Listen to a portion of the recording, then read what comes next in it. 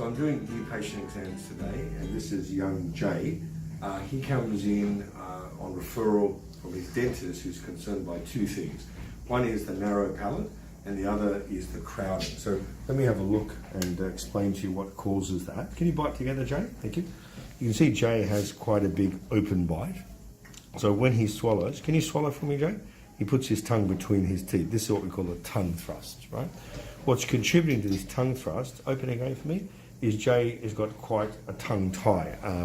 And when opening again for me, when we try and get Jay to lift his tongue up on the palate, he kind of struggles to get it right up there. Bite together, Jay, right?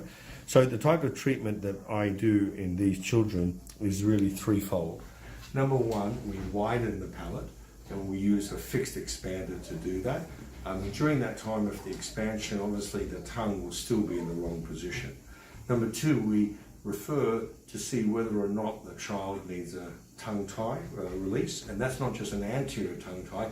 In his case, it's a posterior tie, right? The third thing we do is we ask young Jay to wear a myofunctional trainer, which will help change his tongue position, right? So if we look again here, bite together again, and put your chin up in the air for me, good boy, open nice and wide. You can see the palate width here, and you can see obviously there's not going to be enough room for the lateral incisors. Bite together, so that means that the canines, the next teeth to come through, will have even less room. But again, just can I get you to say the word Mississippi for me? Mississippi. And 66? 66. Yeah, you can see where the tongue's going. So the first thing we'll do is I'll use this device. It's got bands on the molars. The mum turns the key. It broadens the palate. Once I've made the room, then we go to some form of myofunctional trainer. And if you look closely here, you can see the tongue is in jail. The tongue can't go forward.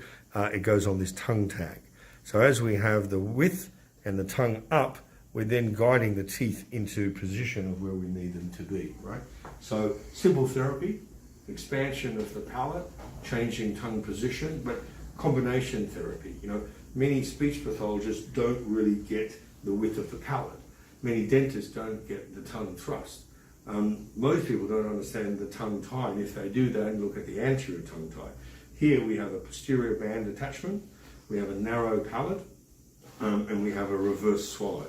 Medical doctors call this reverse swallow an infantile swallowing pattern, or an endogenous tongue thrust, and we need to change that pattern. Otherwise, there's no hope of those teeth actually erupting together. My goal is to get the bite corrected and get the tongue up where it needs to be, and that will really reduce the need for Jay maybe needing braces later.